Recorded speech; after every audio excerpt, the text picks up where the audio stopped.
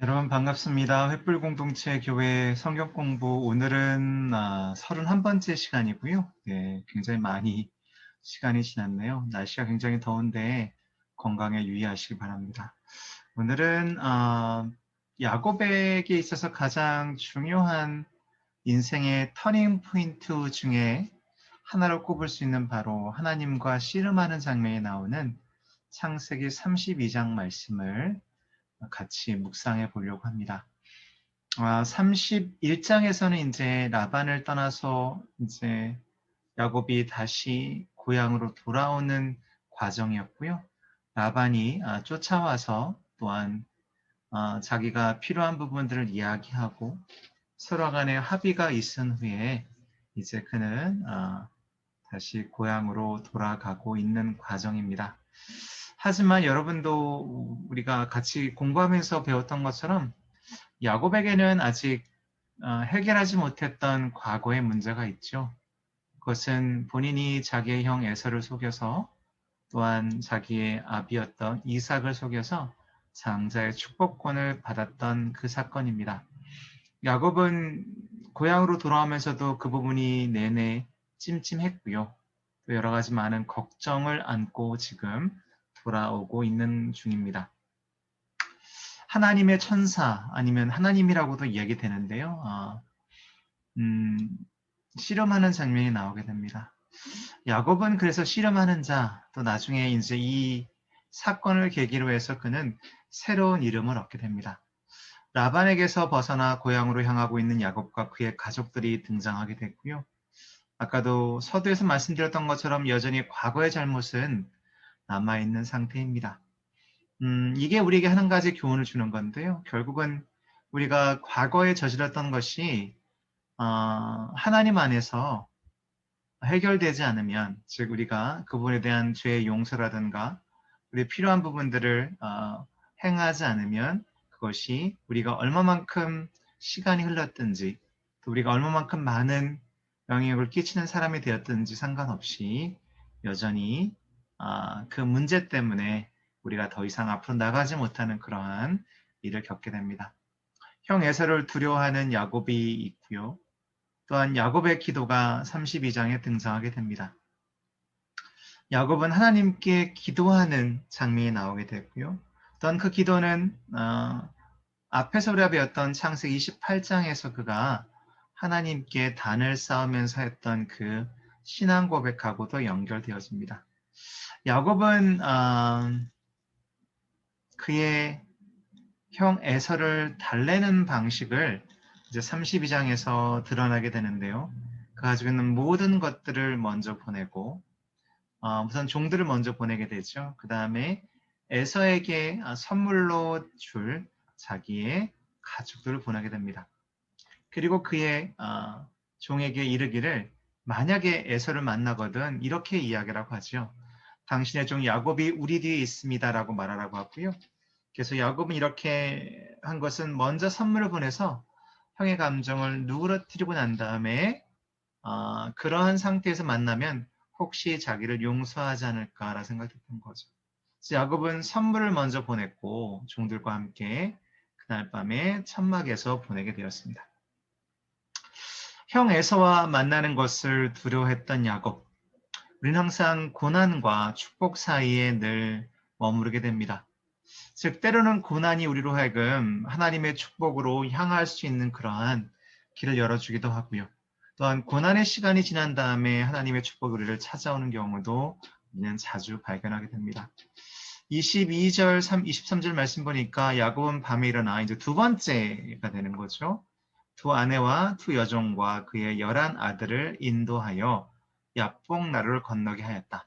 먼저는 종들과 그 다음에 가축들 그리고 또한 에서에게 줄 선물을 먼저 보냈고요. 그 다음에 남은 식구들과 또한 남은 가축들을 보내게 됩니다. 자, 이제는 야곱 혼자 남게 되는 상황입니다. 자, 이것은 우리가 이전에 야곱이 에서의 분노를 피해서 라반에게로 가는, 즉 헤브론으로 가는 그 과정 가운데서 그가 혼자 남았던 때를 연상할 수 있도록 우리에게 연결되어서 이해하도록 하는 겁니다. 자, 계속해서 고난과 축복 사이를 보게 되면 형 에서와 만나는 것을 두려워했던 야곱은 이제 어떻게 해야 될지를 몰랐다는 거죠. 그래서 결국은 그의 아내들과 그 다음에 자식들을 보내고 그는 이제 혼자 남아서 있게 됩니다. 혼자 남아있는 야곱을 찾아온 존재가 있는데 우리가 성경에서는 하나님의 천사로 얘기하기도 하고요. 또한 우리는 그것을 하나님이라고 얘기합니다. 사실은 이전에 이제 32장 처음에 보시면 야곱이 하나님의 천사를 만나는 장면이 등장하게 되죠. 하나님의 군대라고 이야기했는데요. 자, 그럼 야곱의 여정을 여기서 잠깐 정리하면 이렇습니다. 에서를 피해서 도망치는 야곱이 27장에 등장하게 되고요. 그 다음에 도망 중에 천사들과 처음 만나게 됩니다. 그것이 28장 내용이고요. 그 다음에 하나님과 만나게 되고 하나님의 첫 대면 가운데서 그는 하나님의 언약의 말씀을 듣게 됩니다. 언약의 말씀을 듣고 그는 그곳에 단을 쌓고 이곳에 정말 하나님이 계셨다라고 하면서 베델이라고 그는 그 장소를 이야기합니다. 그러면서 그는 이렇게 얘기하죠. 하나님께서 만약에 나를 내 고향으로 무사히 돌아가게 하시면 여호와께서 나의 하나님이 되실 것이며 내가 기념비로 세운 이 돌은 하나님의 집이 될 것입니다. 라고 얘기합니다. 그리고 하나님께서 나에게 주신 모든 것에 대해서 내가 반드시 11절을 드리겠습니다라고 약속하는 장면이 바로 28장 21절과 22절에 등장하게 됩니다. 그 다음에 이제 하란에서의 생활이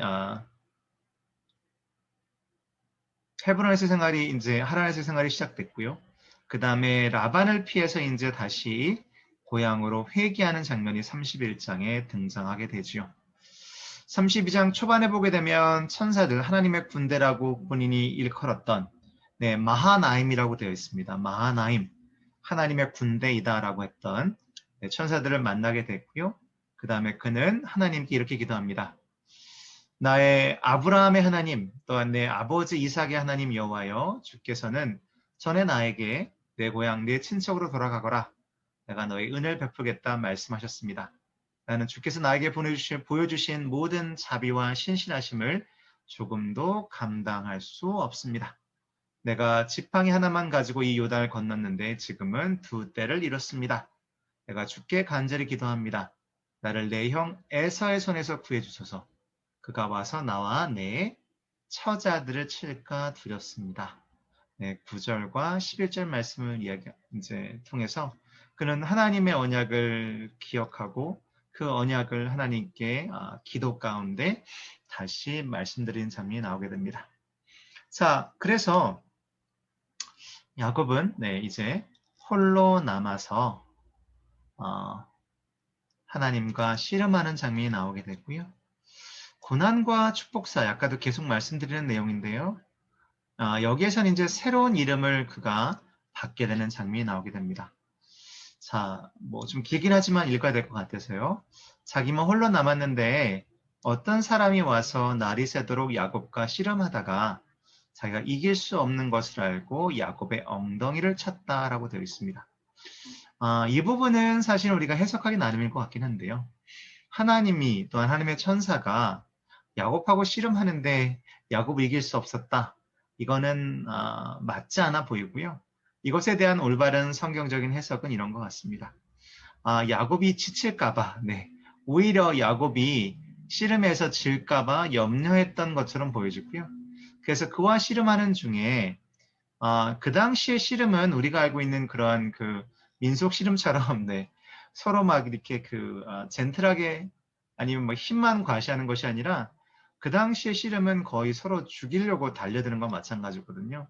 그 가운데서 이렇게 얘기합니다. 날이 새는데 나를 가게 하라. 당신이 나에게 축복하지 않으면 내가 당신을 놓아주지 않겠습니다. 그 다음에 내 이름이 무엇이냐라고 물어보죠. 야곱입니다. 그가 대답합니다. 자, 재밌는 장면은 전에도 제가 설교 시간에도 말씀드렸던 것 같긴 한데요. 죽을 듯이 서로 싸우다 갑자기 이름이 무엇이냐고 물어보는 거죠. 하나님이 야곱의 이름을 모르는 것은 아닐 거고요. 여기서 야곱이라고 본인이 대답하는 장면과 하나님께서 이름을 물으시는 이것은 매우 상징적이라고 볼 수 있겠습니다. 우선 다 읽은 다음에 제가 이 부분을 설명을 드릴게요. 내가 하나님과 겨루고 사람과 겨루어 이겼으므로, 하나님과 겨뤘다는 것은 지금인 거고, 사람과 겨뤘던 것은 뭐 앞에 등장하는 뭐 이삭도 있고요. 또한 에서도 있고 라반도 있습니다. 다시는 내 이름을 야곱이라 하지 않고 이스라엘이라 부를 것이다. 여기서 이스라엘은 하나님과 언약의 이름입니다. 여러분들도 여러분이 하나님께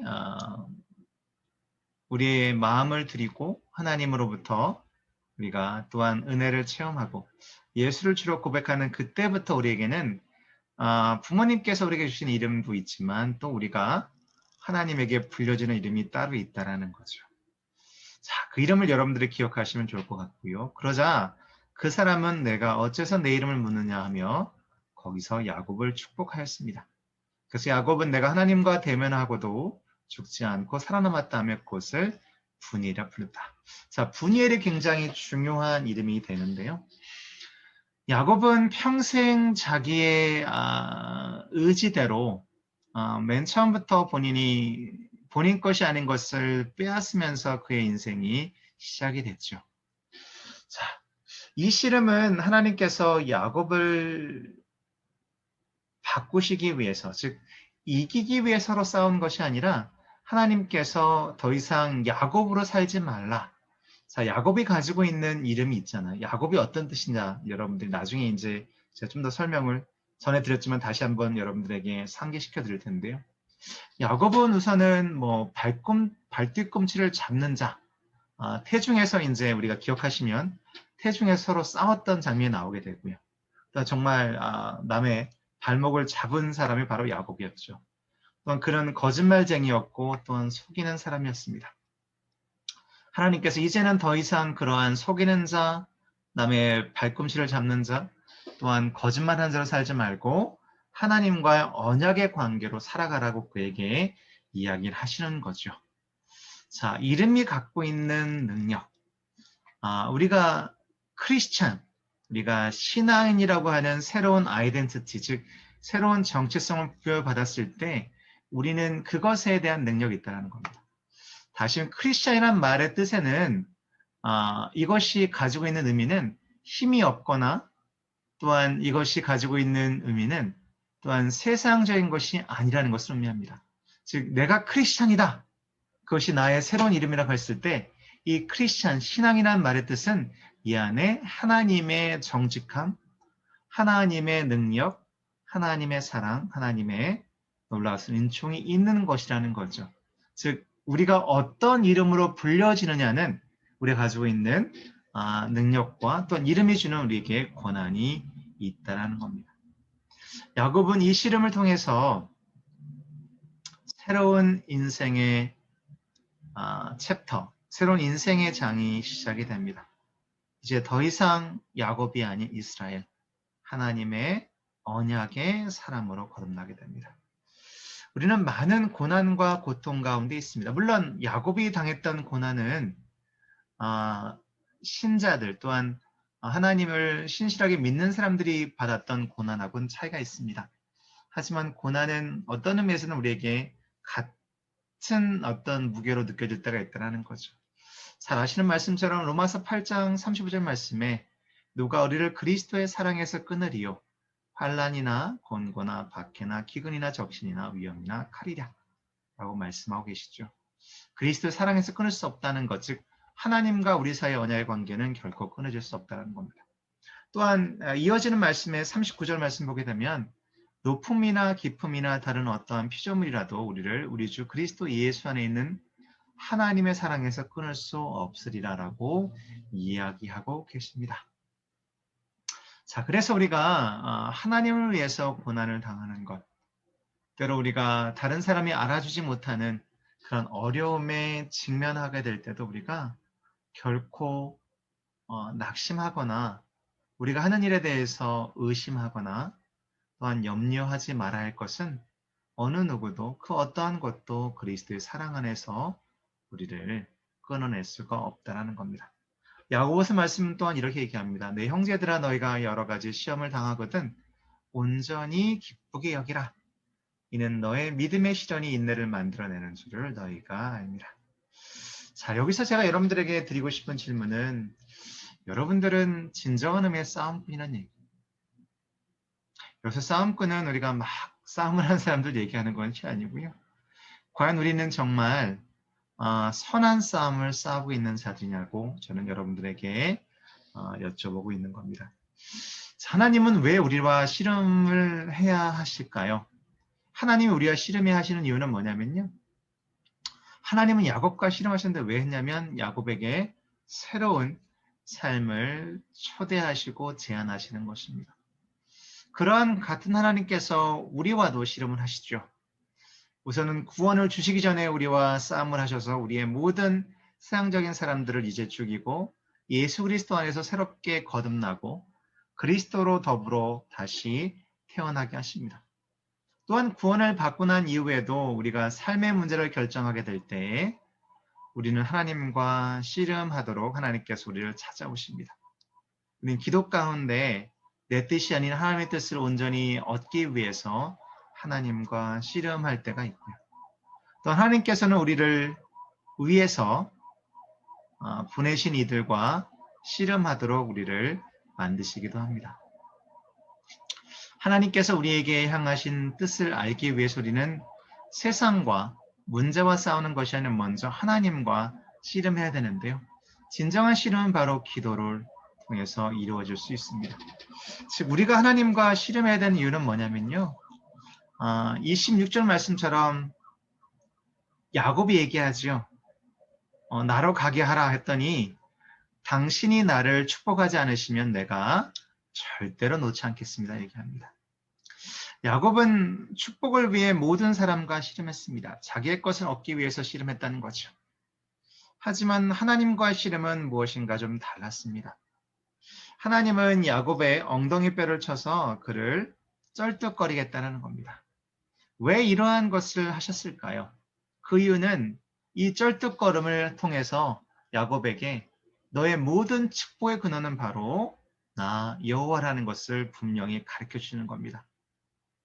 이삭의 축복의 기도도 아니었고 라반도 아니었고 그 어느 누구도 아니고 네가 지금 이렇게 많은 축복을 받는 것, 또 앞으로 네가 형 에서와의 관계가 회복되고 또한 네가 이스라엘이라고 하는 새로운 이름으로 살아가는 모든 이 과정 가운데 주어진 축복은 바로 나로 인한 것이지 너의 욕망이나 너의 생각이나 너가 주변에서 만났던 사람들에 통해서 주어진 것이 아니라는 것을 우리에게 가르쳐주고 또한 야곱의 삶을 통해서 우리는 그것을 깨달을 수 있습니다. 야곱도 그것을 얻게 되죠. 이제 다음 주에 보게 되면 그가 에서를 대하는 장면을 통해서 그가 완전히 바뀐 사람인 것을 보게 됩니다. 문제는 뭐냐면 우리는 지금 무엇에 매달리며 살아가고 있냐는 얘기입니다. 여러분의 마음속에 있는 것, 여러분의 생각 속에 있는 그것은 과연 무엇이냐는 거죠. 우리는 하나님과 씨름하기 위해서 하나님을 붙잡아야 되는데 우리가 붙잡고 있는 것은 우리 양손에 붙잡고 있는 것은 과연 하나님이신가라는 겁니다. 왜 그렇다면 우리는 하나님과의 씨름을 그만두는가? 때로 우리가 겪게 되는 위기는 하나님과 멀어지는 계기를 갖게 됩니다. 하나님의 전을 또 하나님이 우리에게 허락하신 것들을 더 이상 주목하지 않을 때 우리는 어려움을 겪게 되는 거죠. 깨져버린 관계들 속에서 우리는 또한 하나님을 찾지 않고 인간적인 방식이나 세상의 방식으로 해결하려고 하는 모습을 많이 발견하게 됩니다.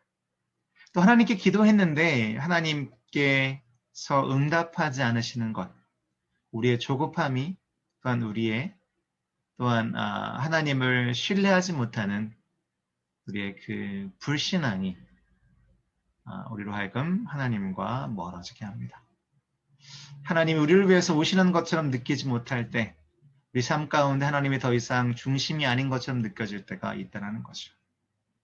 왜 우리는 하나님을 떠나보냈는가? 아니요, 왜 떠났는가? 아마도 우리가 하나님보다 다른 것을 더 가까이 붙들고 있기 때문에 그런 것처럼 보여집니다. 우리는 야곱과 하나님의 씨름 가운데 아까도 잠깐 언급했던 것처럼 매우 이상하고 흥미로운 것을 발견하게 됩니다. 하나님께서 야곱에게 내 이름이 뭐냐고 물으셨죠. 우리는 과연 솔직할 수 있을까요? 야곱은 이삭에게 자신이 에서라고 말하고 속였습니다. 지금 하나님께서 야곱에게 이름 물으신 이유는 바로 너는 이러한 자였다. 남의 발꿈치를 잡는 자였고 거짓말하는 자였고 속이는 자였다. 이제 더 이상 그러한 삶을 살지 말라 이렇게 하는 것. 하나님은 우리에게 너의 이름은 무엇이냐고 물으신다면 우리는 뭐라 대답할까요? 하나님, 저는 낙오자입니다. 저는 세상의 왕따 같습니다. 하나님, 저는 겁쟁입니다. 아니면 욕심쟁입니다. 하나님, 저는 끈기가 없는 자입니다. 거짓말장입니다. 저는 자신만 믿고 자신만 의지하고 자기 위주로 살아가는 자입니다. 이 모든 우리의 잘못된 이름, 하나님의 사람으로 살아가지 못하도록 우리를 만드는 모든 우리의 이름과 우리의 모든 삶의 방식들이 하나님과의 씨름을 통해서 정복되고 하나님이 주시는 새로운 이름으로 살아가야 된다는 거죠. 야곱은 하나님과의 씨름 한 번을 통해서 그 한 번의 깨짐이 결국은 그로 하여금 이제는 이스라엘로 살아가도록 그를 변화시키셨습니다. 그런 하나님께서 우리도 변화시키시는 거죠. 여러분 잘 아시는 말씀 보시면 고린도 후서 5장 17절이죠. 그런즉 누구든지 그리스도 안에 있으면 새로운 피조물이라. 이전 것은 지나갔으니 보라 새 것이 되었도다. 여러분은 새로운 분들입니다. 또한 베드로전서 2장 9절 말씀 보면 그러나 너희는 택하신 족속이요 왕 같은 제사장들이요 거룩한 나라요 그의 소유가 된 백성이니 이는 너희를 어두운 데서 불러내어 그의 기이한 빛에 들어가게 하신 이 아름다운 덕을 선포하게 하려 하심이라. 자, 여러분들은 이제 하나님의 변화를 받아들이며 세상과 씨름하기 전에 문제와 씨름하기 전에 먼저 하나님과 씨름하시기를 주의 이름으로 축원을 드립니다. 32장 야곱의 씨름을 통해서 우리가 얻게 되는 교훈이 이렇습니다. 우리가 과거에 그냥 묻어두었던 문제는 꼭 반드시 다시 마주치게 된다는 겁니다. 우리는 세상과 씨름하기 전에 먼저 하나님과 먼저 씨름해야 될 줄로 믿습니다. 씨름에 임하는 우리의 자세, 이것은 매우 진지해야 되고요. 이것이 야곱처럼 주님께서 나를 바꾸시기 전에, 주님께서 이 문제를 해결하기 전에 저는 이것을 절대로 놓지 못한다라고 하는 그러한 간절함이 필요합니다.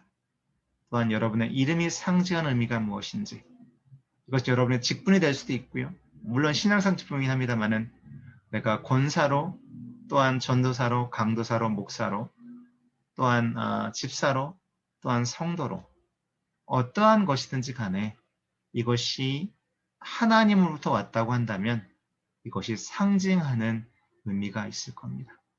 그것에 합당한 삶을 사셔야 될 줄로 믿습니다. 다음 주에는 33장을 공부하게 될 텐데요. 이제 드디어 형제의 상봉이 있게 됩니다. 야곱은 형 에서에게 이렇게 얘기합니다. 형의 얼굴을 배우니 마치 내가 땡땡땡의 얼굴을 뵙는 것과 같습니다.